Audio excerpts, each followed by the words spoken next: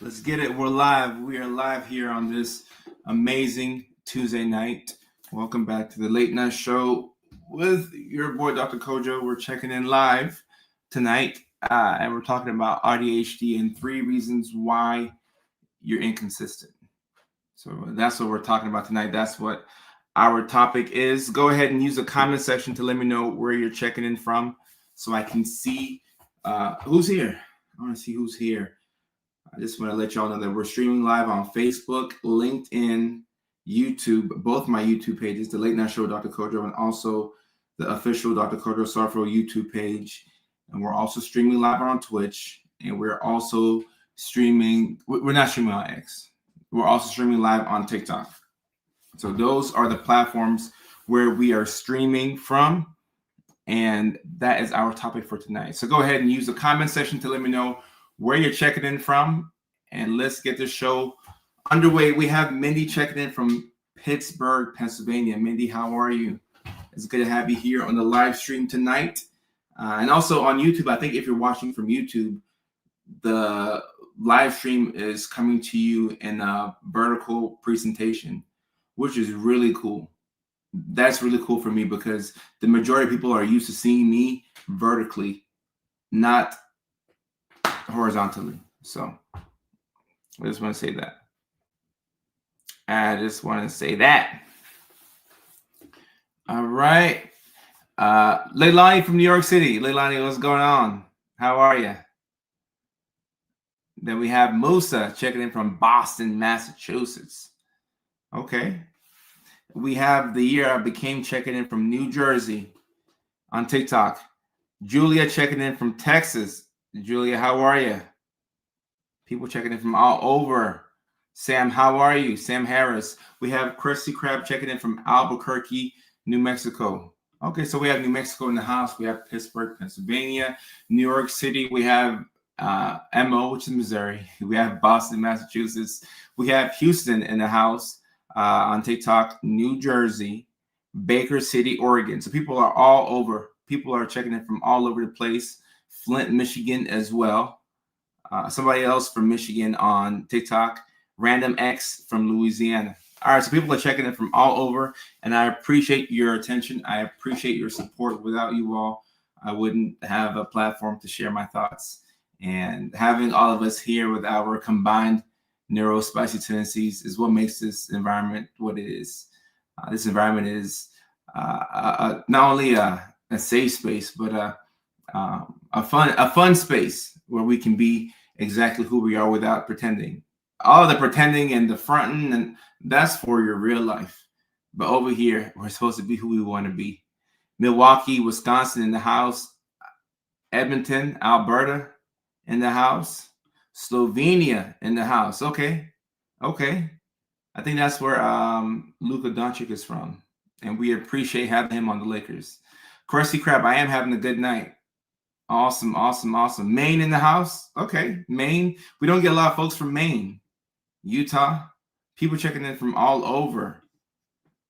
And Lucas from Slovenia. Awesome.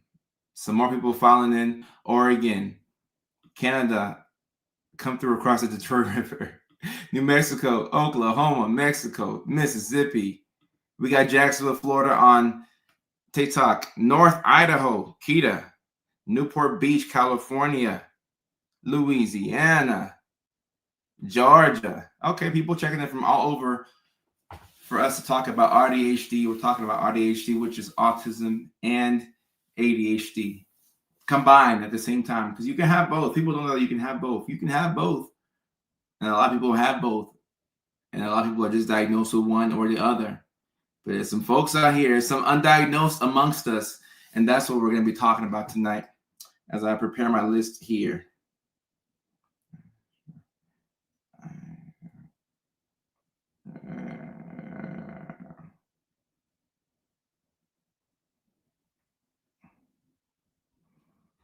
All right.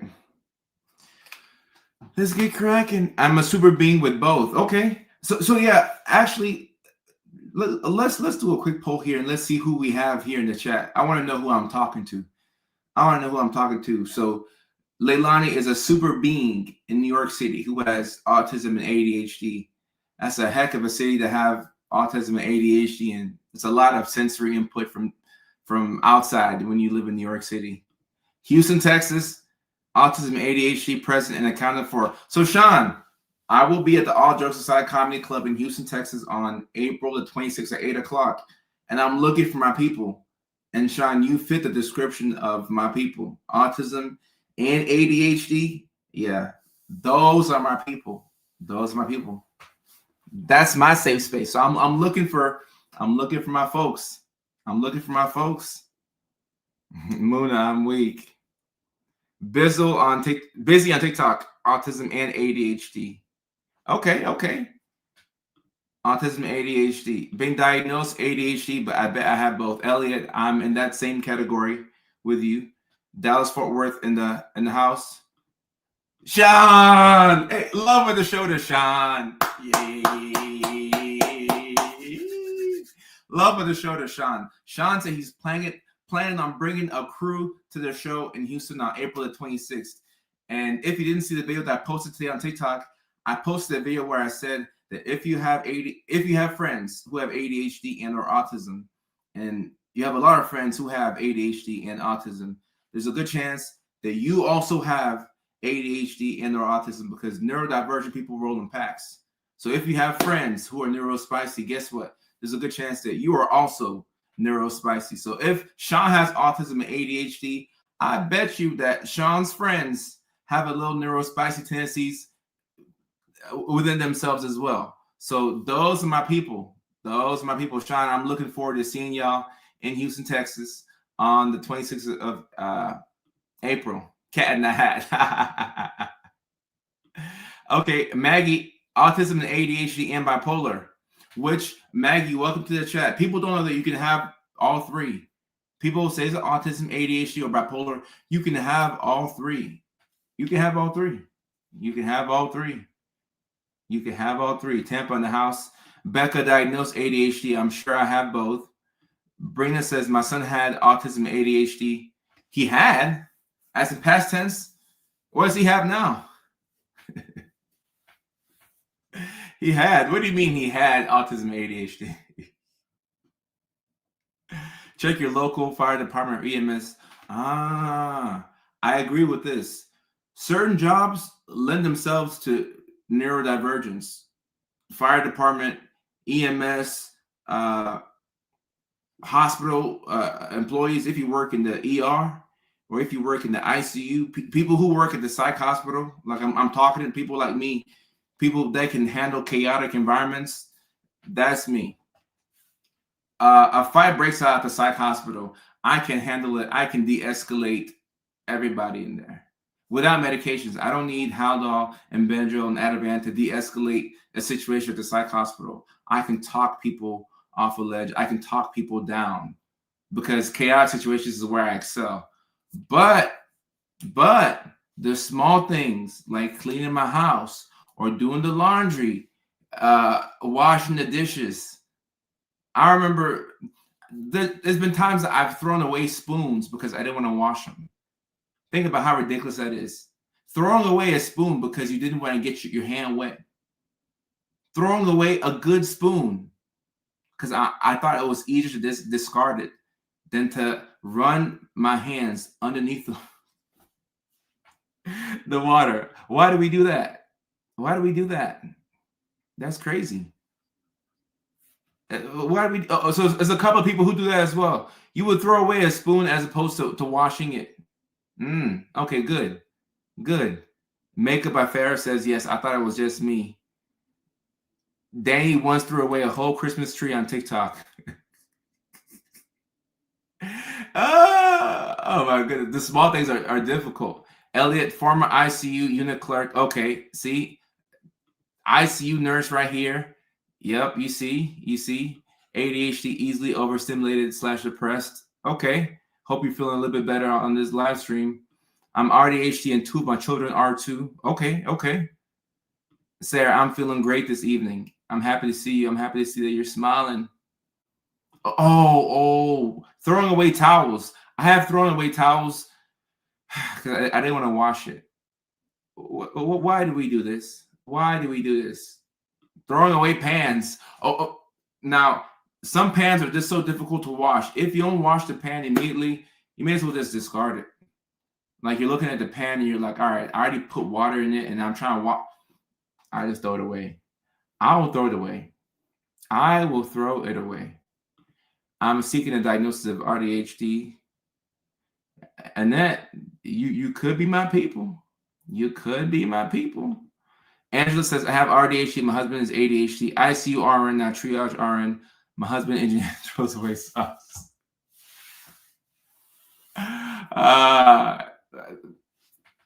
Look, you can buy more socks.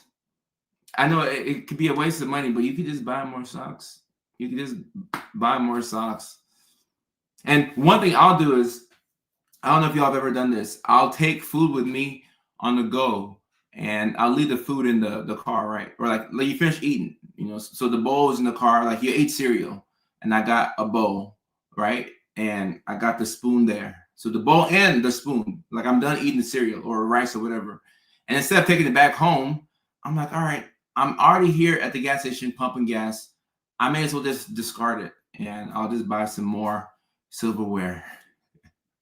I'll just buy some more silverware, but now I forget to buy silverware. So I go home and I don't have what I need. So now I'm trying to eat cereal, but I don't have enough spoons. This is why I buy disposable, plastic silverware, because I don't like doing dishes. So I'll have,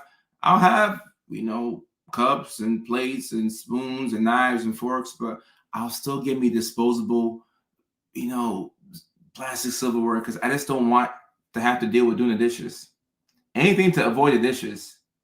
Anything to avoid the dishes. Anything to avoid dishes. Jeannie, you say present in the moment when you're engaged.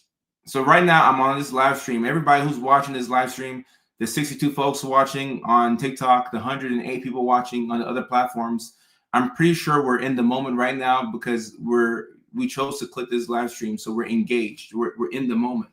So we're in the moment. We're quite engaged here.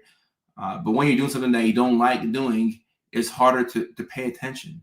So being present is sometimes a prerequisite to success. So if we can change our state and how we feel, we can make it easier for ourselves to get things done and to be in the present moment.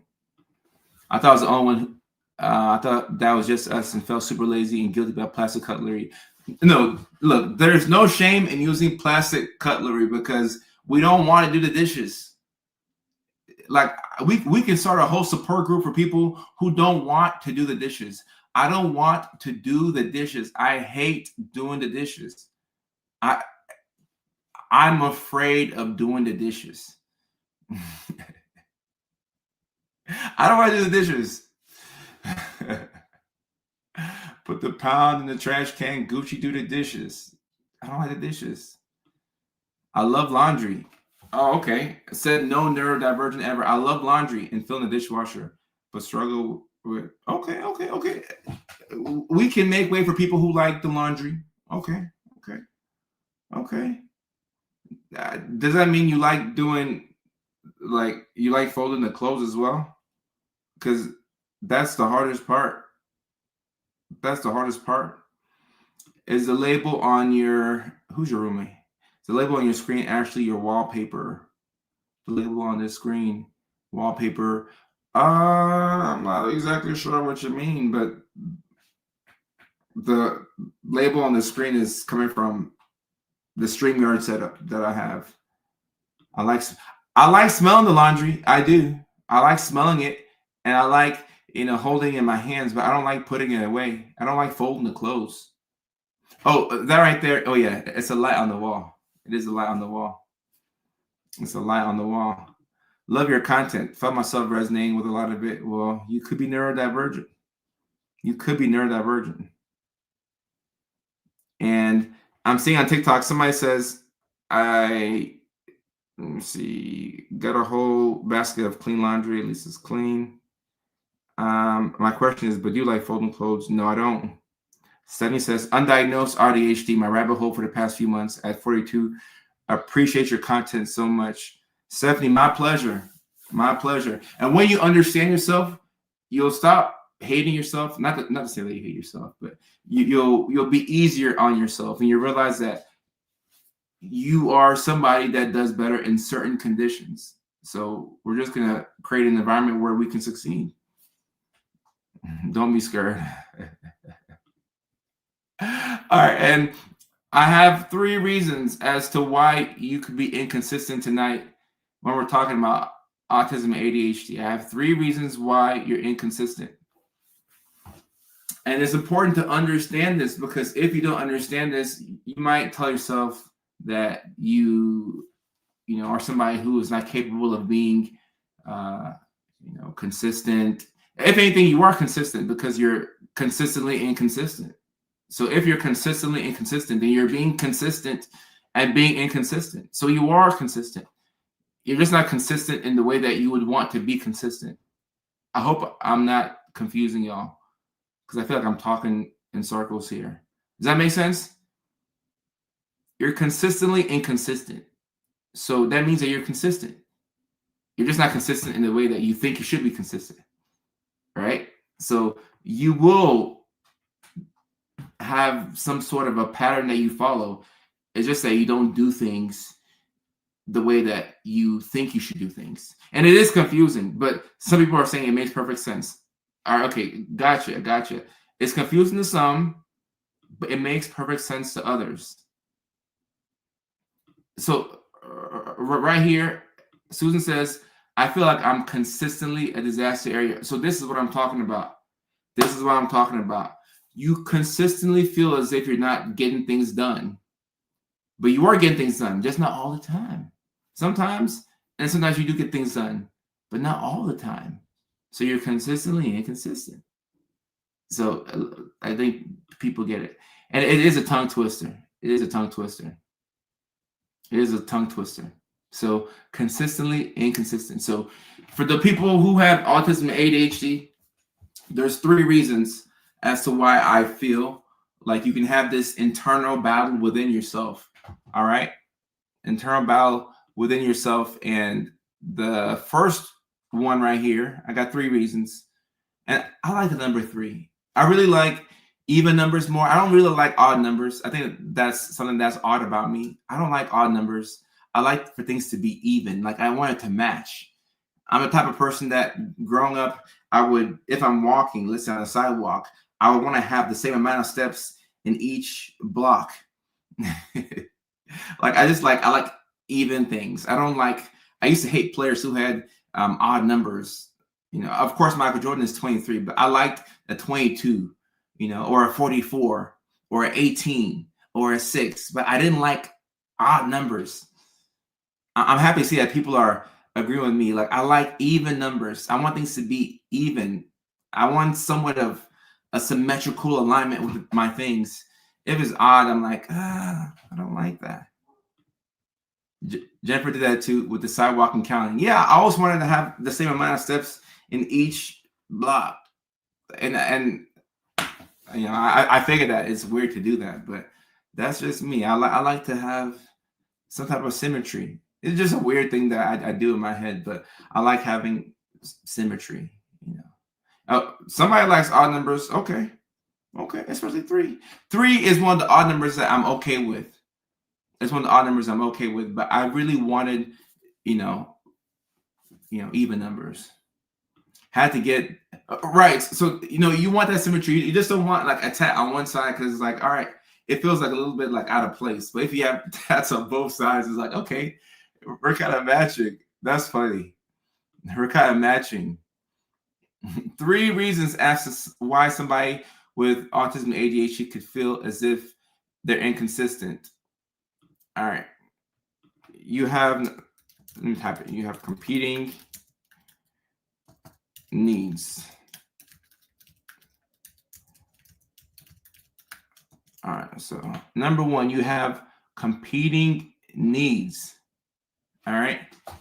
You got a side of you that wants structure, then you have another side of you that wants novelty, and you want to roam and do whatever you want. So this is probably the key struggle with autism and ADHD, which makes this condition more unique than just having ADHD by itself or just having autism by itself. All right. This is something that is important to understand. You really have to understand that you have two people. You got two personalities within yourself. One side of you wants order, and another side of you wants to do what it wants to do when you feel like doing that thing.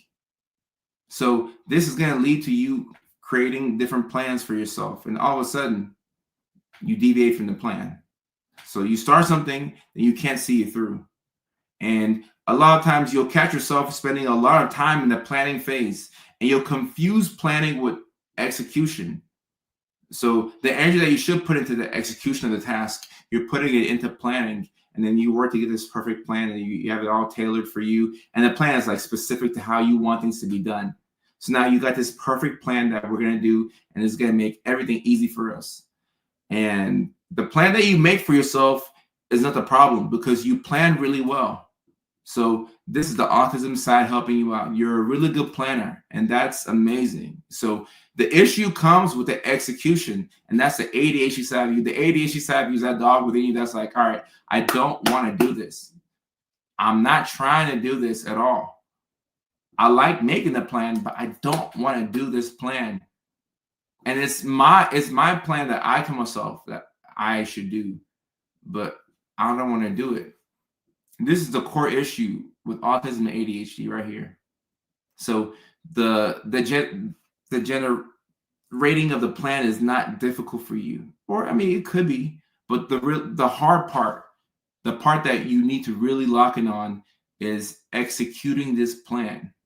So in order to make a plan that you actually follow through on, you have to not forget that you have ADHD as well.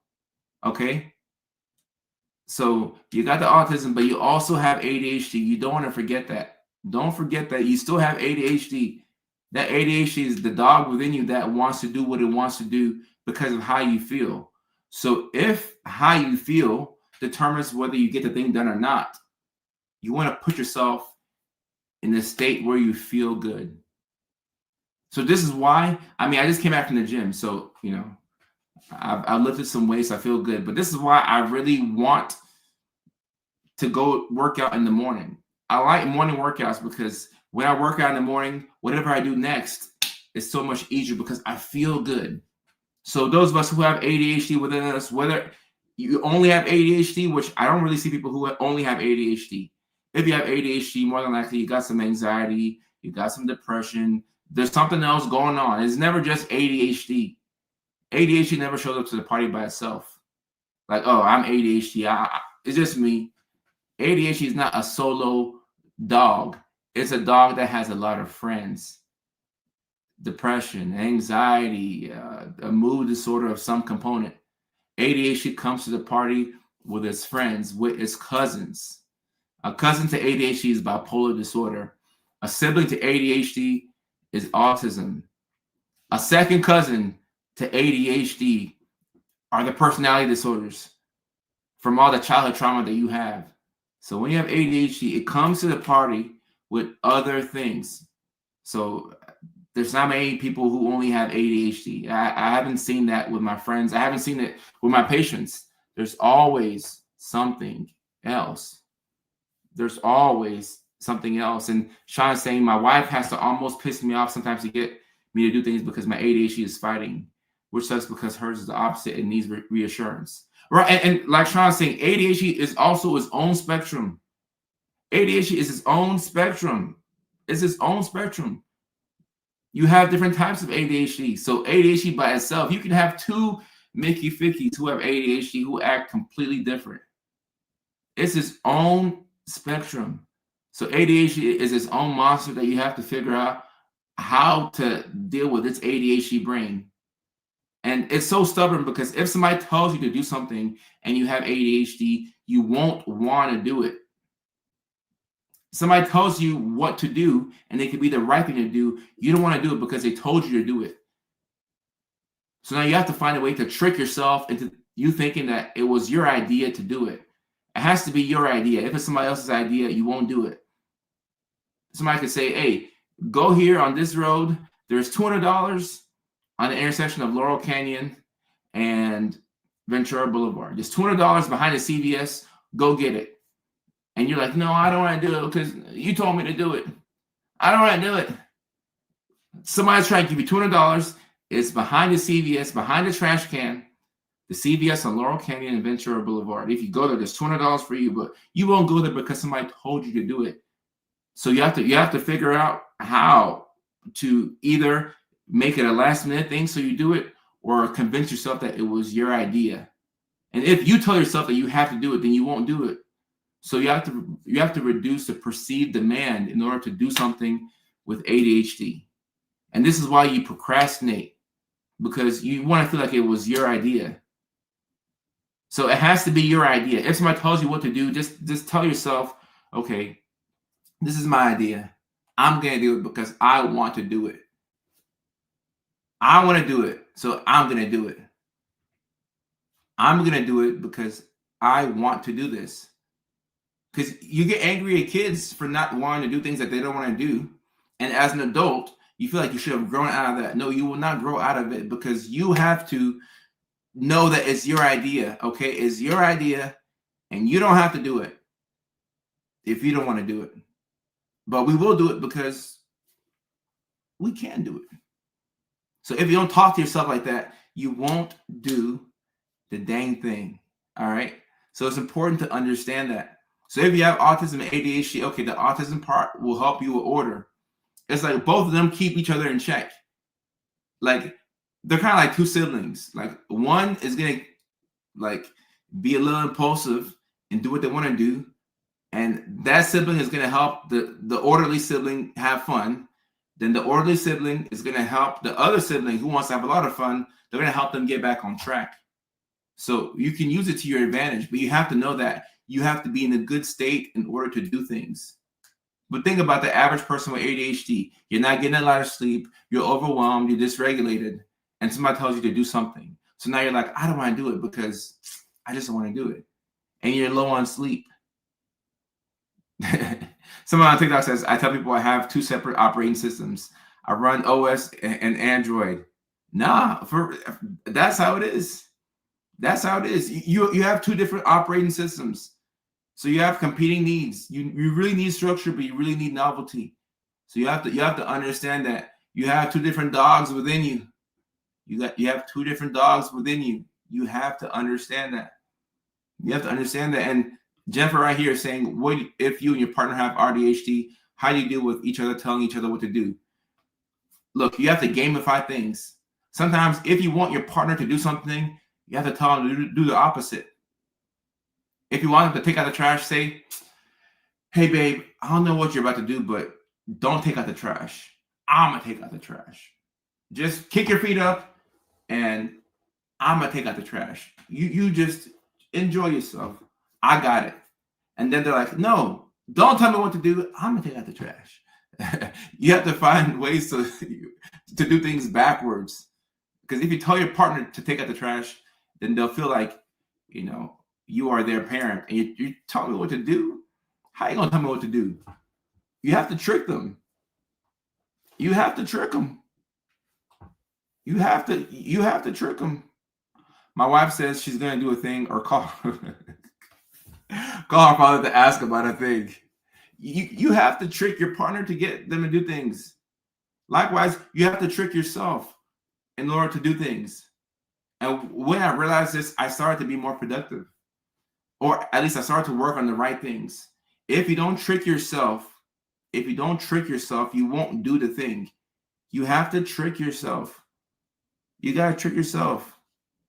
Someone says, is this why I create structure, then forget it, such a to-do list? Yes. And sometimes what I'll do is I'll create a very aesthetically pleasing to-do list.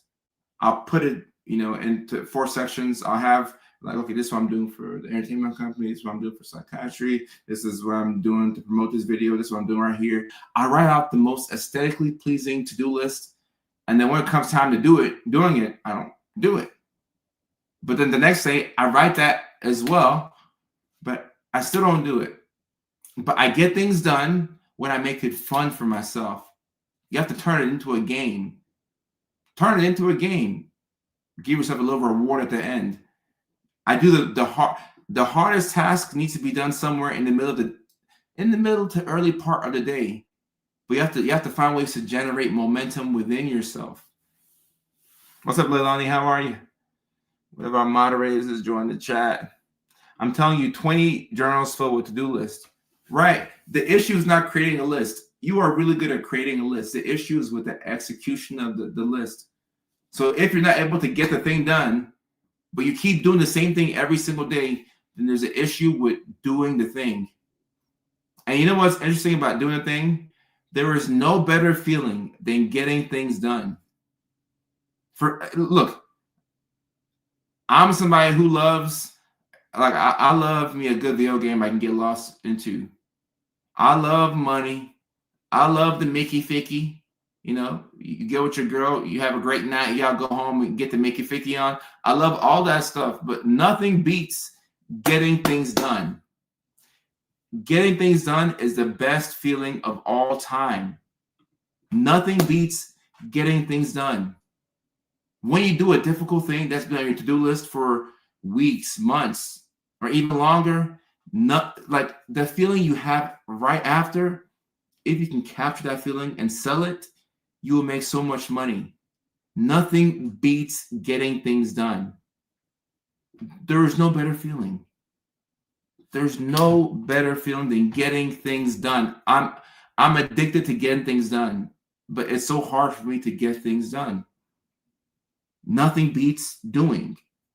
Doing is the action defeats anxiety. If you're anxious and you start to do, you start to feel better. When you're anxious, you can't solve a mental problem up here. You can't outthink your way to a solution to a mental problem. So you have to find ways to start things, to get things done. But what helps you get from point A to point B may not get you from point B to point C. Crack has nothing on productivity. That's hilarious. That's hilarious, Sean. And that's facts. Productivity is the best feeling. It's the best feeling. And I would rather you do anything than to do nothing. Do anything just to get you to get going. But after a while, you do have to shift and you have to find ways to do the things that are the most important to you. Because you're going to get burnt out if you work on things that are not important. Burnout comes from working on things that don't matter. It's not that you're not working hard. You're working hard on the wrong things. So now you don't have energy for the right things. But in the beginning, you have to do. In the beginning, you have to do anything. I don't care what you do. Just do something. Just do something. Anything. Melissa says, as AuDHD, we need multitask fun and work. For example, I play matching games as I listen to lectures. This is what I'm talking about. You have to figure out what makes things fun for you. So I'll have these modes where I'm like, all right, I'm about to lock in, I'm about to focus, and I'm gonna like turn off all the music. I'm gonna turn off Sports Center, and I'm gonna get things done. And when I tried to do that, I was miserable, and I didn't get anything done. So what did I do? I reverted back to what works for me. I got through school and I got 3 degrees and a doctorate by studying in the presence of noise. I need a lot of noise. It has to be my noise, but I need noise. So what works for other people, it don't work for me. I need it to be somewhat, not too noisy, but I need to hear the Sports Center commentary in the background while I do my work. I need to hear just a little bit of something that I can listen to, but I'm not paying too much attention to it. Or music, I have to do something. If I don't do something or have something in the background, I can't focus. So something needs to be on in the background to help me focus and even to help me read sometimes. And it doesn't make any sense, but I need some type of stimuli. So now that I know that, I keep things fun for myself. I have to listen to a podcast about the Titans or some sports radio. Something needs to be on in the background while I work. I have to make the task fun for me. If it's not fun, it's not going to get done. If it's not fun, oh, that rhymes. If it ain't fun, it won't get done. I like that. If it ain't fun, it won't get done. Wow. Wow, wow, wow, wow, wow, wow, wow, wow. If it ain't fun, it won't get done. I like that. You need, I mean, if you have a brain like mine, you need something. You need something to get you to do things. If you don't start the thing, guess what? You'll never complete it. You'll never complete it. So you need things to get done.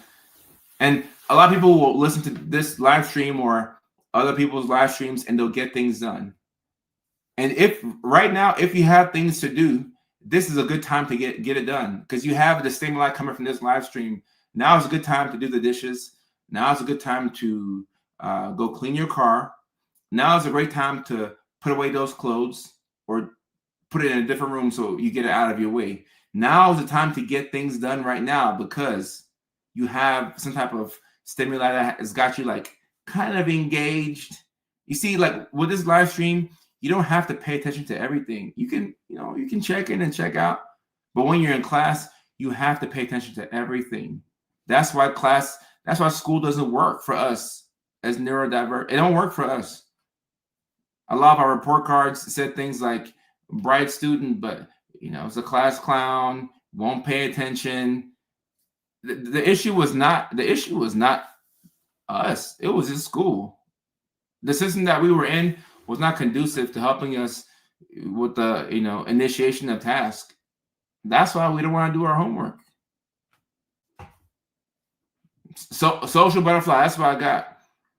Social butterfly, that's what I got.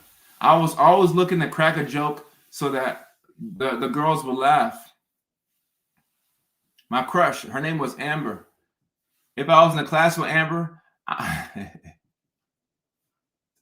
shout out to anybody who went to Campbell High School. Amber and her curly hair.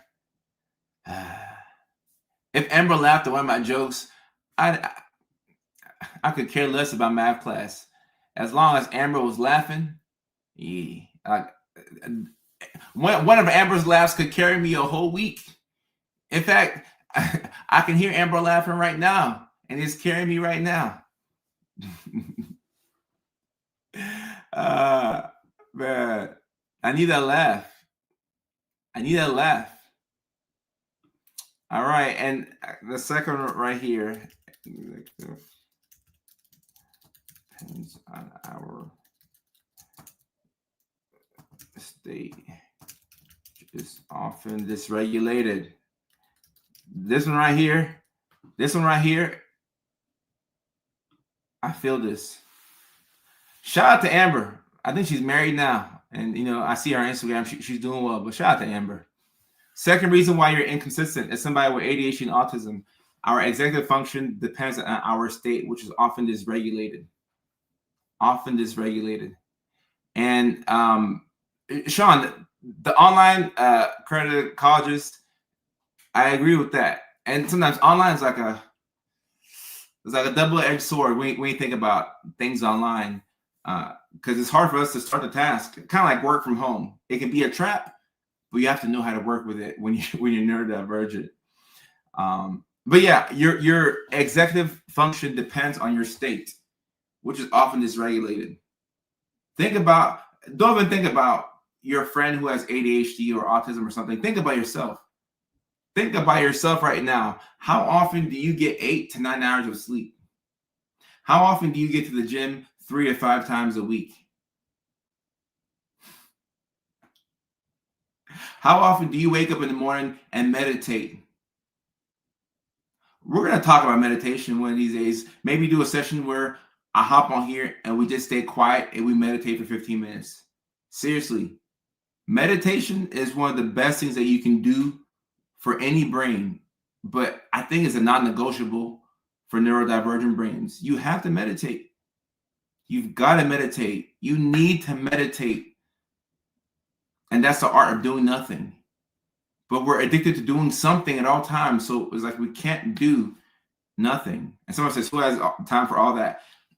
You got to take 15 minutes out of your day where you sit there and you stare at the wall. If you can wake up in the morning, How many of us wake up in the morning and don't go straight to our phones, but we sit there and we sit with our thoughts for 15 to 20 minutes? Who wakes up right now, makes their bed, and then they meditate for 15 to 20 minutes? Nobody does that. There's 150 people on this live stream right now.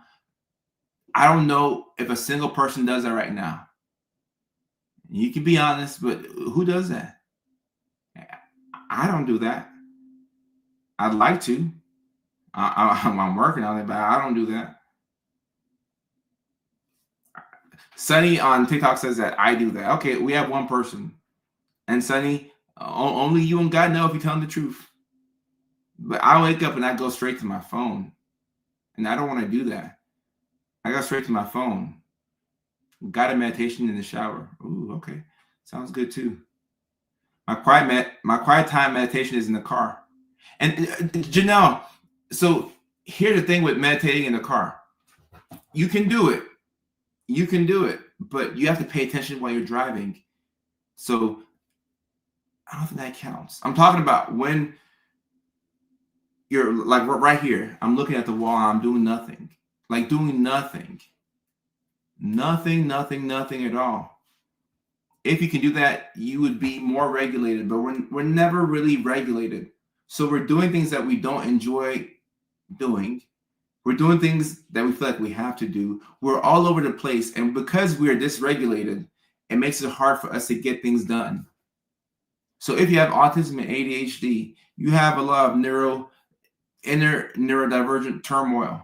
So you absolutely need to be in a state where you're calm before you make certain decisions. Think about it. All of the big decisions you have coming up in your life right now, if you would get 8 hours of sleep and meditate and go to the gym and do your best to eat healthy before you make these decisions, as you make these decisions, you would make better decisions. Guess what? You would save more money. You have more time with loved ones. Things would be better for you. But guess what? It's really hard to do nothing. It's hard to do nothing. So because our nervous system is a wreck, our executive functioning is going to be low. And that is one reason why you are more than likely inconsistent. Shout out to Winter Raven for the super chat. I appreciate you. Thank you. Oh, you're usually parked. Okay, all right. If you're in the car and you're parked, all right. Then you can meditate. But still, I will push back on that because in the car, if you're parked somewhere, you still have to exercise spatial awareness. I mean, like you could be in a safe area, but if you're in a car, you gotta look out. Somebody could be behind you. Somebody could be trying to run up on you. You're not in a safe space. But when you're at home, in your room, it's a safer space to meditate. It's just a little safer. That's all. Just a little safer. Can dancing be a form of? So dancing can be a form. No.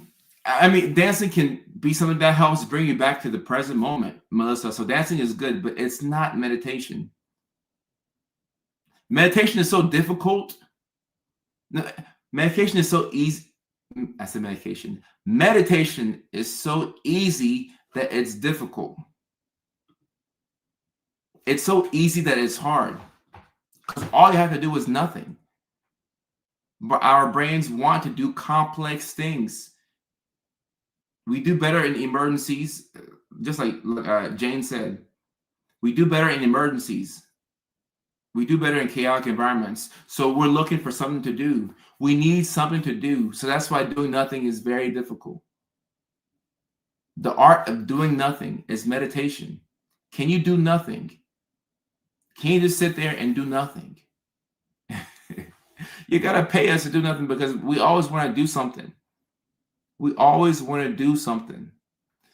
And the third thing that can lead to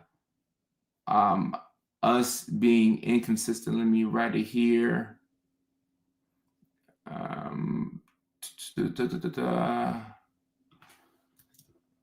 The all or nothing to burnout cycle.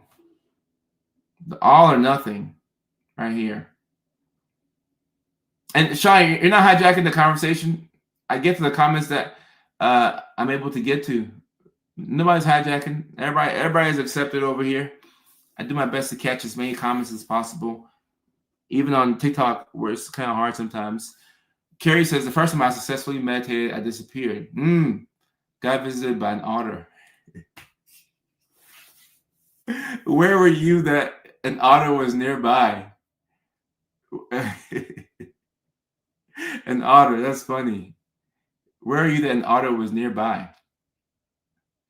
The all or nothing to burnout cycle. One of the reasons why we are inconsistent. So the autistic side of you is going to want to over prepare. You're going to prep the heck out of something. You're going to prepare and prepare and prepare. You have to be fully prepared for everything. You need to know all the details in advance. You're a master at planning and preparation. Okay. So this right here burns you out. Then the ADHD side of you is liable to hyper focus and hyper fixate on things, and you go balls to the wall on a certain thing. Okay. And it could be the wrong thing too. Many times it is the wrong thing, and that will burn you out. So our need to be all or nothing is one of the reasons why you can be inconsistent. Because if you're all or nothing, you're going to burn out at some point. You will burn out at some point. It may not be now. It may not be today. It may not be tomorrow. But whenever you burn out, you're going to feel it. You're going to feel it. And the repercussions of a burnout are very painful. This burnout could last weeks to months. Sometimes people are burnt out for many months, even years. And this is where people have to take time off of work. People aren't able to hold down a job. You could experience skill regression. So now all of a sudden it's hard for you to talk to people in public, or even in small groups. It's hard for you to drive sometimes. It's hard for you to cook. You can't cook like you used to cook because you forgot. How do you forget how to cook? The skill tends to go away because you've burnt yourself out. You've burnt yourself out. So now you have to relearn all these social skills. You have to relearn how to be a functioning member of society, for lack of a better term, because you burnt yourself out. You were working hard on the wrong things, and you over prepared for things that were trivial. You'll spend so much time researching a certain thing and never even do it. There's a chance for you to do something halfway, perfectly, but your desire to be perfect with every single thing that you do will make you work very hard on the wrong things, and then you're going to burn out. Someone says relationship burnout is the worst. I have nothing left. You could burn yourself out in relationships. Cheese is love. I appreciate you. Thank you for your attention on YouTube. Thank you, thank you, thank you. Leslie says, my burnout last year caused me to have an accident. Guys, neurodivergent burnout is very dangerous. It's very dangerous. And it looks like depression. So you go to the doctor. You tell them what's going on. They give you Lexapro or Prozac because they think you're depressed. And you feel a little bit lighter. You feel lighter on your feet. So that's good. You have the medications. That's good. But the core issue of what you've been experiencing hasn't been addressed. So now you're still doing the same things that led to you being burnt out. So this cycle of burnout, I feel good. Burnout, I feel good. It keeps happening. It keeps happening because you haven't addressed the core issue. The core issue is that something is out of alignment with you as a person. Something is not right. The system that you're in is not set up for you to win. You cannot beat a system that is not set up for you to win. You can't win. You're playing a game where you can't win. This is why gambling has become such a big addiction. You can't win when it comes to sports gambling. You get a couple of victories here and there, and a couple of parlays will hit. But if you look at how much money you put in versus what you get out, you can't really win. So if you're playing a game where there's no chance that you can win, how much hope you think you'll have? You're not going to win. You think that you can outdo a bad system, but you can't. You can't. You have to create a system that forces you to do certain things at a minimum. If the system has not been created, the burnout is coming. The burnout is coming. Patrick, yeah, you don't know the rules. The burnout is coming. It may not come today. It may not come tomorrow, but it's coming. It's coming. Joseph is coming. But that's why you're here, to understand that the system that you're in is not working out for you. A lot of times you can make your system better by removing things. You don't have to add things all the time. A lot of times it's addition by subtraction. If you remove things from the system, things that don't matter as much, you will feel better. The goal is to get lighter on your feet. Right now, ask yourself, what am I doing right now that doesn't move the needle? What am I doing right now that doesn't matter? Someone on TikTok says, is skill regression reversible? Yeah, you can have skill regression, but you can also have skill progression. You can go backwards and forwards. You got to play games that are designed for you to win. And this is why being neurodivergent, you're going to feel as if you're broken or you're faulty or defective. You're going to feel like things won't work out for you or things never work out for you because you're in a system that's not designed for you to win. You have to rig things for yourself. I have to rig things for me. And even then, I still get burnt out every now. I still get burnt out, even though I know these things. So it's always about me constantly tweaking my system. What am I doing that's not useful? What am I not doing that I should be doing that would make me feel better? Maybe I need to have a bit more fun. If you go too long without fun, you'll self-sabotage in an attempt to get dopamine. And that self-sabotage could be substances. It could be another person. It could be cheating. It could be thrill-seeking activities that have a painful consequence. You're doing something that you shouldn't be doing because you weren't having enough fun. Neurodivergents need to have fun. You have to have fun. You can't not have fun. You need to have fun. Someone says vape. The things that you do in an attempt to get dopamine because you were depriving yourself of fun, that's what takes you out the game. Or overeating. That's what takes you out of the game. We have a super chat here, so let me read this question. I've got autism, level 1, high functioning. You touched on it before, but would you say gardening is helpful for autism and or generalized anxiety? Oh, what a question right here. What a question. I've got level 1 autism, very high functioning. You touched on it before, but would you say gardening is helpful for autism and or generalized anxiety? So here's the thing with substances and autism, specifically gardening. All right. So the cannabis is going to help you in the sense that it's going to bring you to the present. It does a couple of things. It brings you to the present. It makes your sensory experiences richer. Okay. So this is why when, you're sky high, you're riding high, you've chain smoked 3 or 4 blunts back to back to back. Now you're flying high. You're high as a kite. All right. This is why music sounds so much better. You can hear all the instrumentation and like you're hearing all the beats, and then all of a sudden you start to rap. And now when you're rapping, you're flowing better than you've ever flowed before. What you're watching on TV becomes so much more enjoyable. We're sensory people. All of us are sensory people. But neurodivergents, we're more in tune with our senses. We're much more sensitive with our senses. If things are a little bit too loud or too bright or is this off, it's gonna throw you off. But now, because of the gardening and the cannabis, you're flying high, music sounds better. The lights that used to be too bright are they're shining on you just right. Okay, so when you're having fun and when you're present in the moment, you're not anxious. Okay, it's impossible to be anxious and present at the same time. You cannot be anxious and present at the same time. So that is the advantage of the cannabis for those of us who are on the spectrum, ADHD, neurodivergent.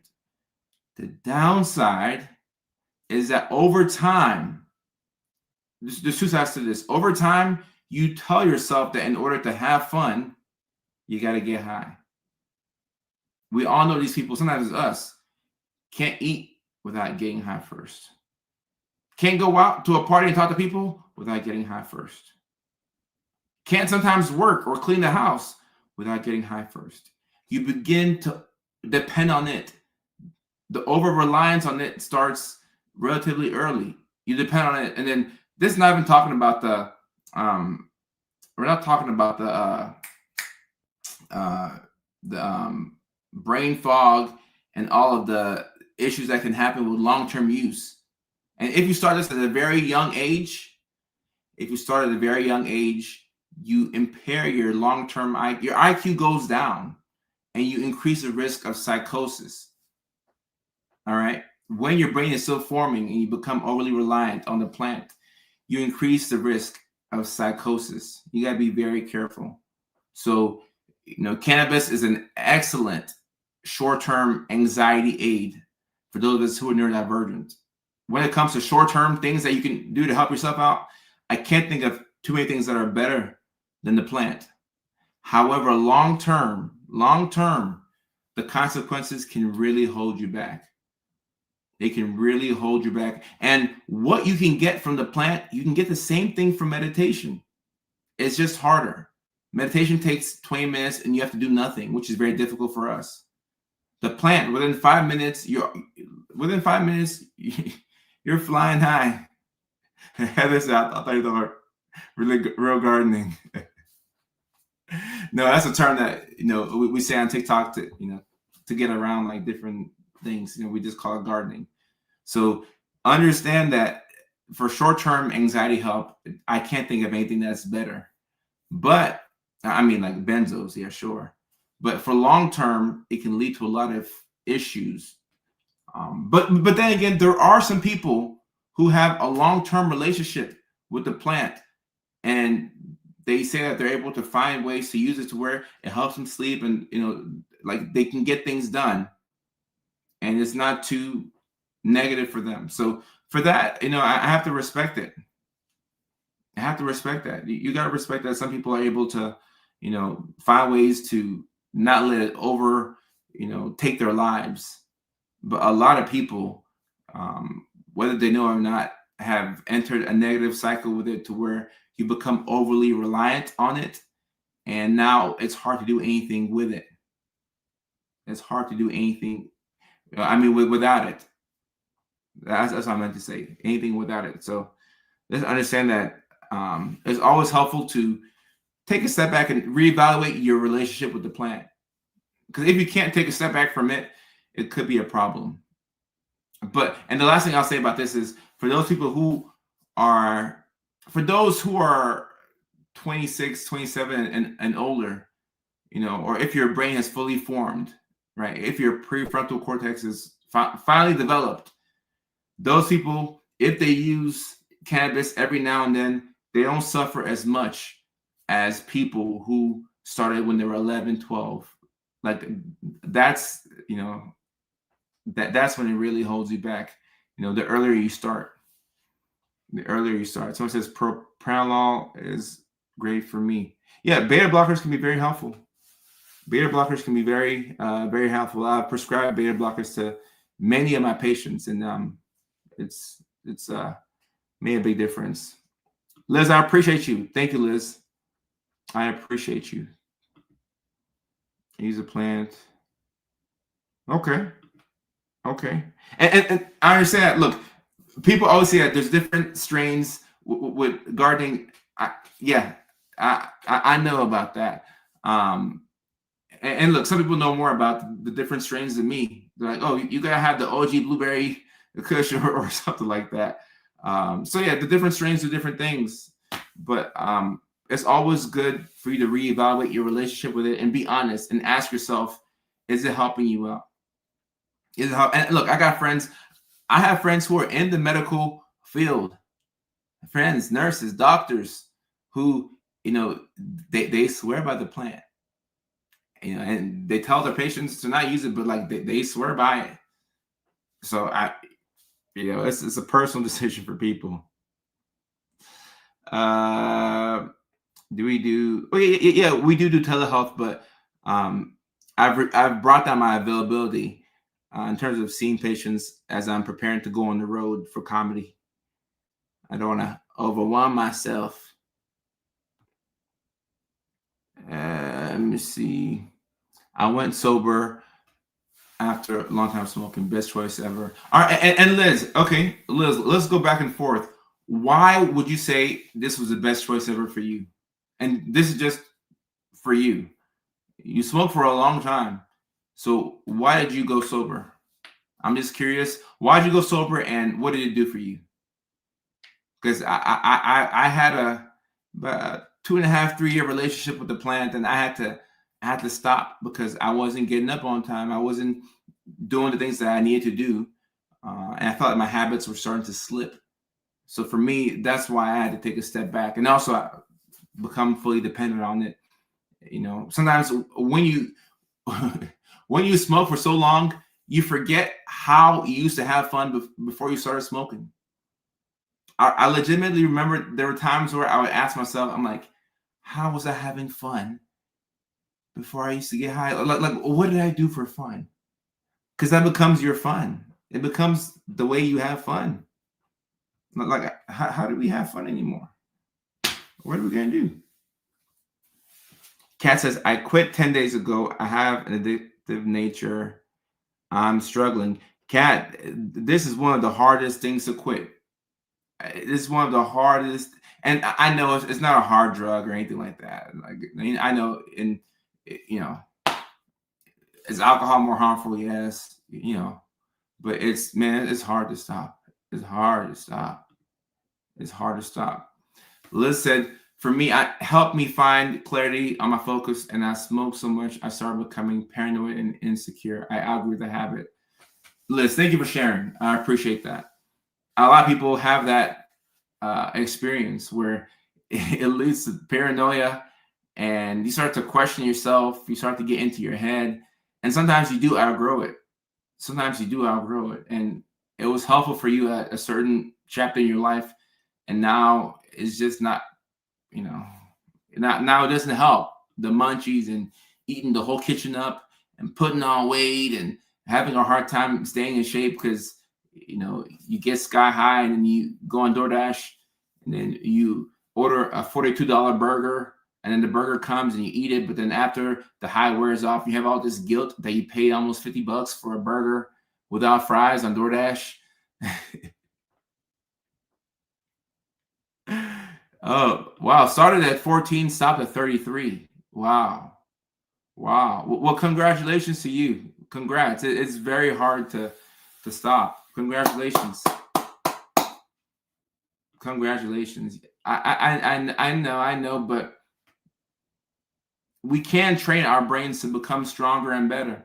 Obviously, it's better if we didn't start at such a young age while our brain was forming, but you can train your brain to get stronger and better. And you can do this by, slowing down the, deterioration of our brain cells. That's why it's easier to learn things when you're young because of neuroplasticity. It becomes easier to learn things. Josh says on TikTok, I was just diagnosed with AuDHD yesterday. I am 37. Welcome to the family, Josh. And Kat says, I had to quit because the intrusive thoughts were getting bad. Look, guys, sometimes it gets so bad that you have to stop. And it sucks because if that was your way of calming yourself down or having fun, and all of a sudden now the intrusive thoughts and the paranoia and the heart racing, it gets out of hand. Sometimes you have to medically retire. You have to medically retire from the game sometimes. And before I get to super chat, let me just say this with Jim. A lot of people will, microdose or, do it here and there and have tea breaks in between. And this works out for some people. I will say that. It works out. for some people. Let me get to this super chat.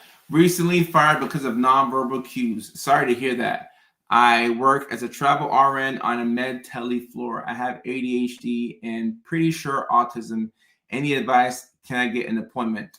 All right. So to answer the last part first, when it comes to appointment, the way my practice is set up, we're set up to see people in California, Alaska, Arizona, and Washington. So it's select states when it comes to actual psychiatric services. And we've closed the availability down. Like, I don't know if we have any. I have to ask my assistant, but I'm not even sure if we're accepting new patients as I'm preparing to go on the road and go across America. So I don't think we even have any availability there, to my knowledge. And then on the any advice part, recently fired because of nonverbal cues. I work as a travel RN on the med tele floor. So you have ADHD and pretty sure autism. You have to ask yourself if it means something to you to pursue the autism diagnosis. For a lot of people, they don't want a label. And for some people, they want confirmation. They want to know without a shadow of a doubt that they have autism, and that will make them feel better. And also, depending on if you're in school or if you need accommodations, then having the diagnosis, the formal diagnosis, can be very, very helpful for you. In regards to working, it could be helpful for you if you feel like you're in a supportive environment. It could be helpful to maybe let an employer know that you have autism or ADHD, if you feel that will make a difference. Sometimes it's best not to let your employers know because you could be discriminated against. And I know that we have an act that prevents the discrimination, but I know how employers are. If your employer wants to get you hemmed up, they'll find a way to get you hemmed up. And I mean, it's difficult when you don't understand cues and you communicate differently, and people don't know this. Then they could take it as if you're disrespectful, if you don't care, if you're lazy, if you haven't bought into the company policies. So I think that a diagnosis could maybe make you feel a bit better and help you realize that it's not your fault. You're just somebody who needs external support in a way that you don't currently have. So getting that external support is like the gap between where you are right now and where you need to be is the external support that you would need. And that can come in the form of many different things. It can come in the form of you working on a unit where it's more neurodivergent friendly. Maybe the nurse manager there also has ADHD, and she talks about having to take her medications, and she creates an environment where people can be themselves, an environment where you can play to your strengths, or maybe working in the ER. But you have to set yourself up for success, and that will make you feel better. Because if you're using your strengths more, on a daily basis, then you're reminded of how capable you are. And you're a very capable person because you're RN, you pass the NCLEX, you're working on a med tele floor. That's not an easy job. You're a very capable person, but you want to put yourself in positions to where you can win. So that's what I would say. And I appreciate the question and super chat. I appreciate you.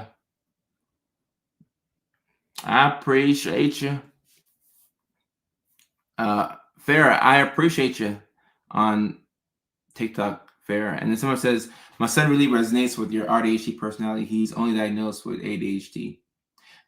We're seeing that a lot now where people are getting the ADHD diagnosis before the autism. We're seeing that a lot. And the funny thing about this is that autism can be diagnosed younger than ADHD.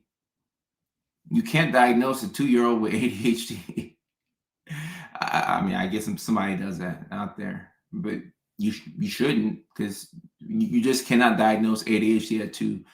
You can't. You can diagnose autism at 2, but you can't diagnose ADHD at 2, or 18 months. So because autism can be diagnosed earlier than ADHD, it's ironic how a lot of folks are getting the ADHD diagnosis first. It doesn't ask. It come out every now and then.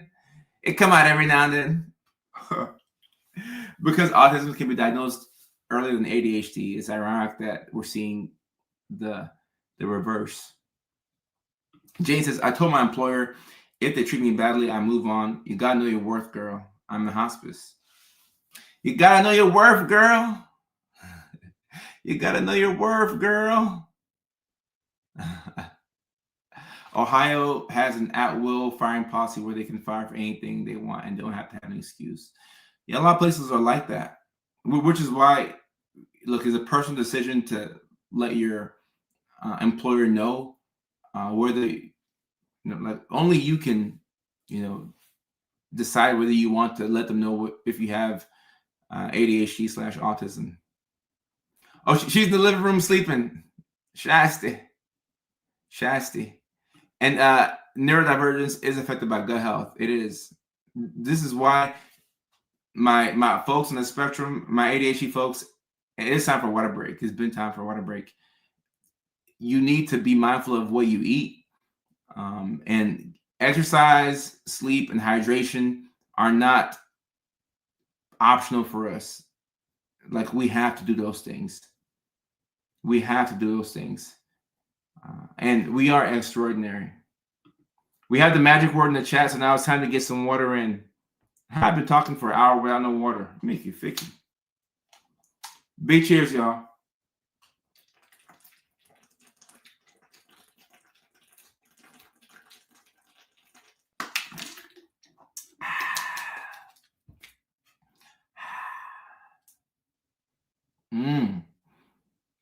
What was Elliot saying? Oh, the process of getting diagnosed with autism. So the most linear path to take is you find somebody on Psychology Today. It's more psychologists and psychiatrists who do this, but you could go to a psychiatrist who does autism evaluations. I'll just say how I would do it if I were doing it. Somebody comes in, we do a psychiatric evaluation. The psychiatric evaluation is, you're looking for all mental health conditions. Most psych evals, they don't even screen for autism. So mine would be a full psychiatric evaluation, including a screening for autism. The majority of people that I screen for autism, and I strongly believe that they have it, almost all of them go on to actually have it. So after you've been screened for autism, then you go for an official assessment. The official assessment could be an hours-long assessment. And after that official assessment, then a couple of weeks later, 1 or 2 weeks later, you would have a third appointment where you would discuss the results with your provider, practitioner, or you can just get the results sent to you if you don't want to have it discussed. But it'd be ideal to at least talk to your provider and get their assessment and everything. Taylor, I appreciate you. You're not losing your mind. You just have to be in a system that works for you. Oh, I tried the heck out of this water, bro.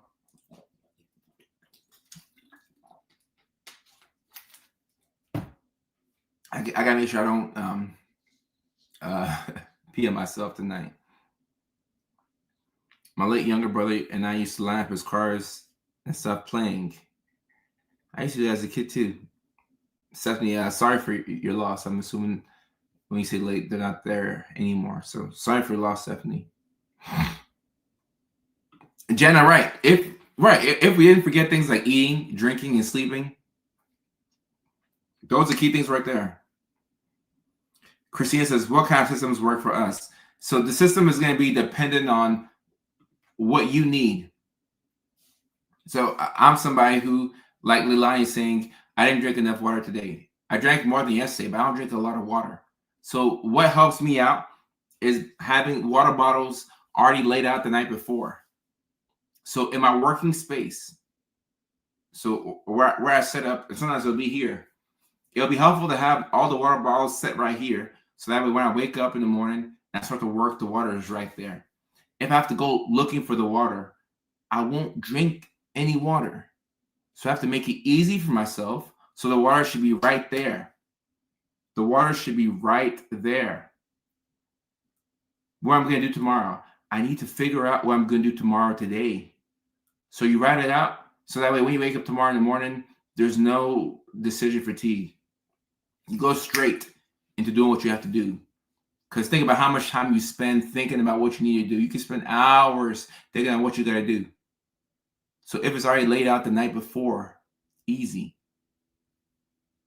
You have to figure out what works for you. What works for you? What works for you? That's the key. It doesn't have to be what works for anybody else, but what works for you.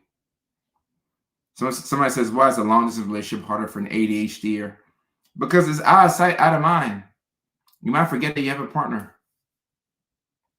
It doesn't make you a bad person. It doesn't mean that you're going to cheat. You just forget that you have a partner because they're not here. So you might be moving single because you forgot that you have a partner. Out of sight, out of mind. Make the water readily available. Y'all know that I travel a lot. A lot of times when I travel and I have to set my camera up, it becomes hard for me to set the camera up, put it on the tripod and all that stuff. So sometimes I wouldn't go live, or I go live late because the setup takes so long. Things have to be readily available for you. Make it as easy as possible. Easy as possible. How can we make something that is like just awful fun? Can you give yourself a reward for doing the thing that you put off? I love playing NCAA. I love playing my PlayStation 5. I can get lost playing my game, and I think a lot of us neurodivergents, we don't mind spending time by ourselves, especially my autistic folk out here. We don't mind being all by ourselves. We can be with people, but we like our alone time. Our alone time feels so good. If you enjoy your alone time, you have to be careful with going through long stretches of time where you're just by yourself.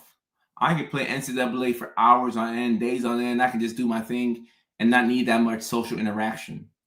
So because I love it so much and it's easy to me, I have to pair it with something that's very difficult. It's hard for me to write. I'm a comedian as well, so I have to write. I'm a writer. I've written 2 books.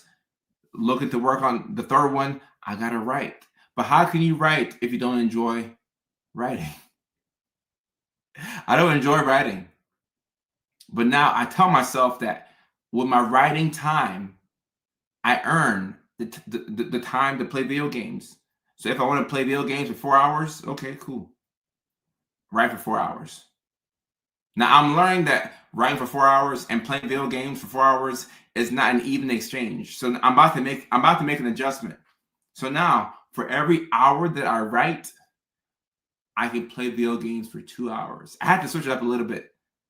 For every hour that I write, I've earned 2 hours on the game. When you earn your dopamine, you feel much better. Leilani, I appreciate you. I'm gonna see you on the next stream. When you earn your dopamine, you feel much better. You feel a lot better, right? So you want to earn your dopamine. If I write for an hour, I get paid for 2. It was one, but as I think about it, I need to make it a bit more fun for myself. Make things fun for yourself. So your system is not anybody else's system, but it has to be your system. What works for you? What works for you? So learning yourself is something that you should be on your journey to do. Learn yourself. What do you like? What don't you like? And be very honest with that. What do you like? What don't you like? If you don't like something, don't do it. If you enjoy something, you're not doing it enough. How can we do it just a little bit more? How can we find just a little bit more time to do this one thing that we really enjoy doing? So you got to find a way. You got to find a way to make life a little bit more fun. Candace, yeah, I'm a Titans fan. I'm a Titans fan. I'm happy you've embraced being neurospicy. We're neurospicy. You know, pretend as if we're normal is just too much. Too much. And Ankle says, oh, what a name. ANCLE, Ankle. on TikTok says, when I develop a system like that, I guilt myself into not rewarding myself. Ankle, no. Ankle, you can't do that. Ankle, you can't do that. If you tell yourself that you have a system that you need to do to earn something, if you've earned your dopamine, you better take it. If you've earned your dopamine, you better take it. You have to take it because you earned it. You earned it. You earned your dopamine. So you got to do it. You got to do it. You got to do it. And that's why the thing that you do as reward, it has to be something that you really enjoy doing. Something that you can do very easily. Earn your dopamine. You got it. Earn your dopamine. And Jana on TikTok says, I also motivate myself with incentives, even if it's tricking myself, i.e., organizing, cleaning. Yeah. You gotta find ways to do it. What's up, Darnell? What's up, Dino? What's up, Bryce? I love space, but recently I've been not going to put image because my mind tells me I'm going to fail. Hey, look, your mind is a very interesting thing. You got to tell yourself, sometimes you have to tell your mind, your brain to shut up. Our brains are very silly. This thing in our head, silly, pieces of matter that will deceive us into thinking that we're not worthy, or they'll tell us some weird things sometimes. You have to tell your brain to shut up sometimes, respectfully. Where's my accent from? I'm Mickey Ficky. It's from being all over the place, from being raised in the South, but also growing up in Norway for the first 5.5, 6 years of my life for the most part. So it's my accent, I guess, would be a combination of being in all those different places respectively. Norway, Nashville, Tennessee, Georgia. It was a combination of everything. Super, I appreciate that. Thank you so much. I see you on I see your comment on TikTok. Alma says, my son has a hard time making true friends. He's only 9. Look, making true friends is hard for all of us. But obviously, having a child on the spectrum, that's a pretty unique struggle. The good thing is, if you have one friend, man, one true friend is priceless. You can't put a price tag on one true friend. So you just need one to get you in the game. Just need one to get you in the game. Let me see what Chantel's comment is here. Night, and we are just about to wrap it up here. We'd like to leave 2 things here. Learn the NA that would resonate with my fellow neurodivergent folks. 1 is too many, 1,000 is never enough. And the serenity prayer. God, grant me the serenity to accept the things I cannot change, courage to change the things I can, and the wisdom to know the difference. Just for today. I like that. I like that. Chantel, thank you very much. Thank you for dropping that in the chat. I like that. I really like that. And Melissa, this is why this, environment is helpful, because you feel less bad about yourself when you know that you're peculiar and other people are also peculiar. But if you feel like you're the only weird person, then you're like, damn, am I the only one? I can't be the only one. There gotta be other people. I can't be the only one. And when there's other people like you out there, then you realize that it's not something with just you. It's it's a brain that you have that other people have very similar traits. Congratulations, Gene. Congrats. I'm finally balancing at 37 what now makes me adult. Congratulations. I'm happy that you have this deeper knowledge of yourself, and you've put yourself in a better position to succeed. So that's the advantage that you get when you have a diagnosis, which is just a group of words or a word that better explains the majority of the symptoms that you exhibit. So there you go on that. Any advice for psych nurses? Listen to your patients and have fun. And if you work at a psych hospital, you can use some of those skills in real life because you're somebody who knows how to deal with multiple things at once. And you know how to prioritize too. Darnell, I will say thanks for all your posts. I got diagnosed with ADHD 5 years ago, but your videos helped me understand that I also have autism, and it's helped me so much in the long run. Darnell, I appreciate you too, my guy. I appreciate you. Understand that you have something. Guys, when you know yourself, it's pretty difficult to get tripped up. I mean, things will still happen, but if you know yourself, you put yourself in positions to win. And we want to win out here. So you want to win. And Carrie, thank you so much. I appreciate you. Yeah, we are getting to the 90-minute mark. So we're about to wrap it up for this live stream. Let me see where we're at. We are at a Tuesday. It's a Tuesday. So we're at Tuesday. I'm looking at my schedule. So we stream Tuesdays and Thursdays. And we streamed yesterday too, which was cool.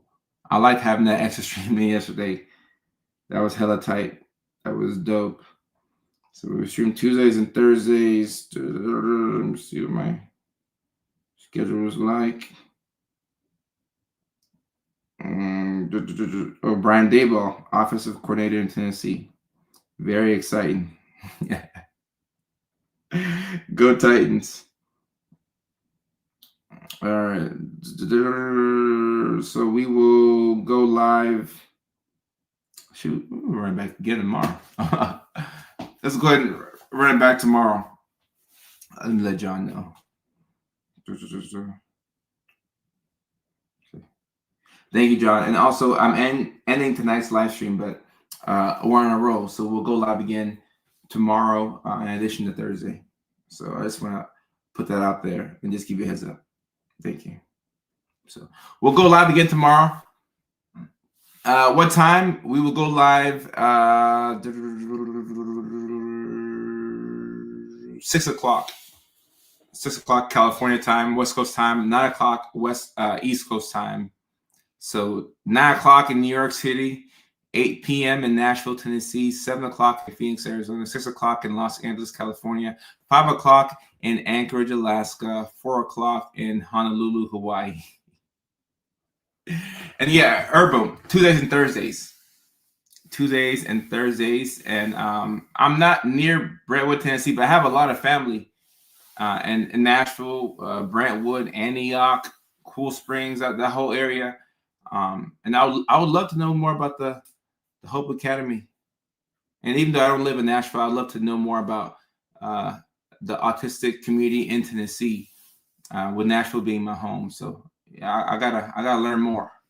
So I'm see y'all tomorrow at 9 o'clock Eastern time, 6 o'clock West Coast time.